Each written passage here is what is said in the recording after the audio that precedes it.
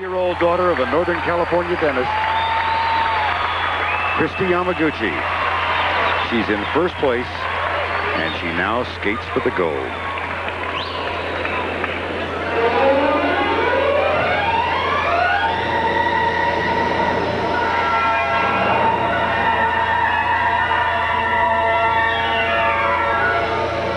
Great artistry, great choreography, and a big opening. Triple Lutz into triple toe loop. Triple Lutz, triple toe loop. The Robert Jackson Center, Kristi Yamaguchi. This is terrific. Thank you. You've had a chance briefly to see an exhibit we have on Robert Jackson's Korematsu versus the United States case. And you have more than a passing connection to that case. From a background perspective, your mother and father were sort of involved in it, your mother anyways, in the Japanese-American internment. How did that work? Well, my mother was born in 1945, and she was actually born in the Amachi internment camp in Colorado. And her mother was there because that's where she felt safe. She didn't have to be in the internment camp, but because her husband was actually in the Army, and the United States Army, and fighting overseas. But that's where she felt she'd be taken care of the best and felt the safest. So that, my mom was born there, and then my dad's family, he was about 5 years old at the time, was in Poston, Arizona, at the internment camp there. So he remembers a little, but not so much because he was so young. Did your grandparents ever talk about that? My grandparents rarely ever spoke about it. Actually, I never heard my, well, I never met my paternal grandparents, but my grandmother spoke about it a tiny bit, because when my sister was in high school, and then when I was in high school and doing an American history report, we tried to interview her for you know, information. So I think that's one of the rare times that she really ever spoke about it, and you know, things that my mom never really knew either. So it was just one of those things that it just wasn't spoken about, and it was part of the past, and that generation just really wanted to look ahead and forward and move on. It's been a consistent theme, and the folks that we've talked to, from the Korematsus to others. What did your grandmother say though? Do you recall? You know, again, just very little. And, you know, I do remember some things my dad would say, just snippets that he would remember, that it was so dusty and windy, and, you know, the first, I don't know how long it was, maybe a week or a couple weeks, they were in horse stalls because they hadn't actually been assigned a barrack yet. So they just, you know, spent time, I think it was kind of like a racetrack or something. So it was like horse stalls, and then moved over to the barracks. And then, yeah, just, you know, sharing things and dealing with it. Going to school, and he was kind of in a class, I think, with kids of all ages, because there weren't, you know, kindergarten, first, second, third, fourth, fifth grade until later on. So he was, you know, in classes with his older brothers and sisters. You mentioned the fact that this would have been I guess your grandmother felt safest being in an internment camp? Mm-hmm. Why was that?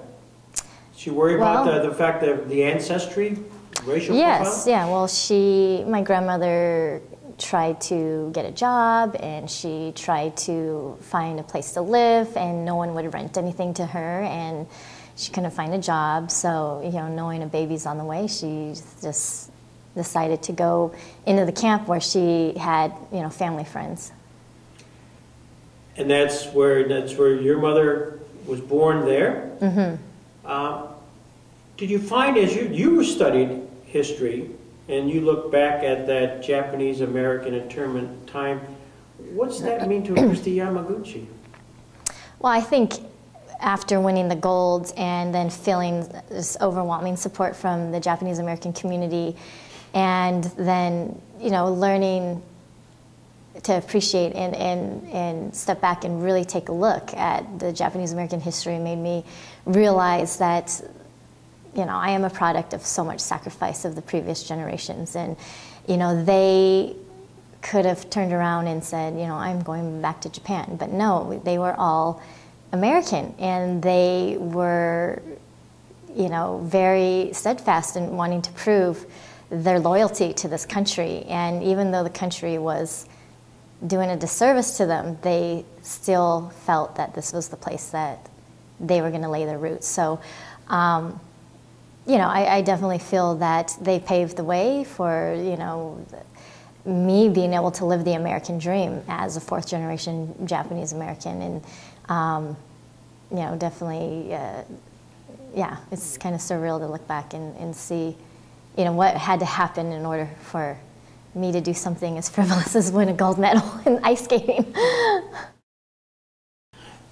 There's actually a Korematsu connection, isn't there, in your family? There is a Korematsu connection. My attorney, who's Dale Minami, represented Fred Korematsu when his case was overturned. Mm-hmm. So basically his record wiped clean, and you know, obviously you know, returned his citizenship, you know, everything that he was fighting for. So you know, always heard about Fred and the Korematsu case, especially growing up in California. So maybe they're right, you know, and I'm wrong, but I'm going to find out. So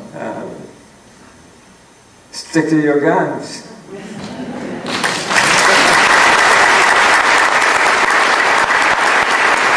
I'm actually the Yonsei, which is fourth generation. Thank you. So yeah, the Nisei, there's not too many of them left, and they're the ones who are really the ones that telling the story firsthand.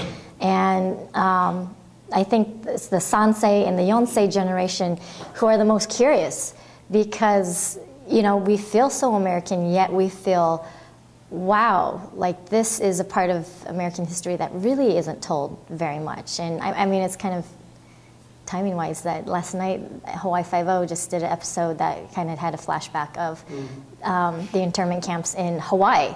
So it's, you know, and I've seen a lot of comments online that's like, wow, I didn't know this story of our American history, and thanks for telling it. And it's just, you know, I think one of those things that the Japanese Americans didn't want to talk about it much, and obviously the United States government's not going to want to talk about it much either.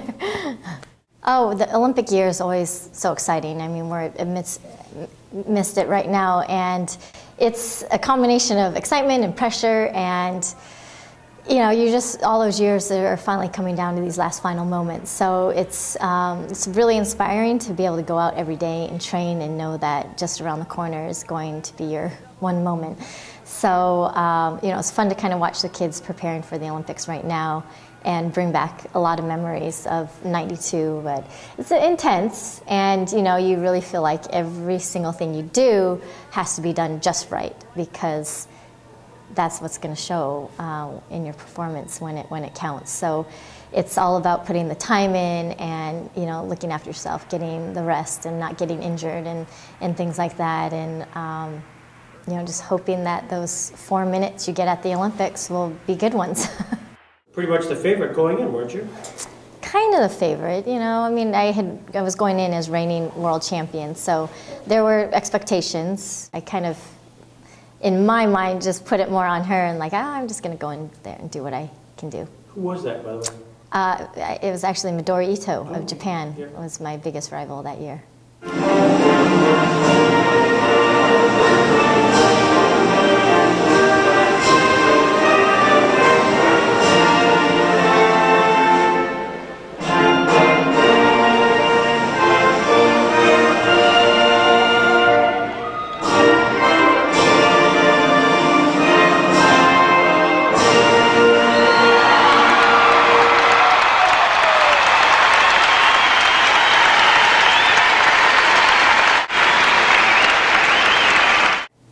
Well, congratulations. I'm so thrilled you're here at the Jackson Center, so thrilled you're here in Jamestown, and yeah, thanks. Kristi Yamaguchi. Great Thank you. Thank you. Thanks for sharing the museum with us. Thank you.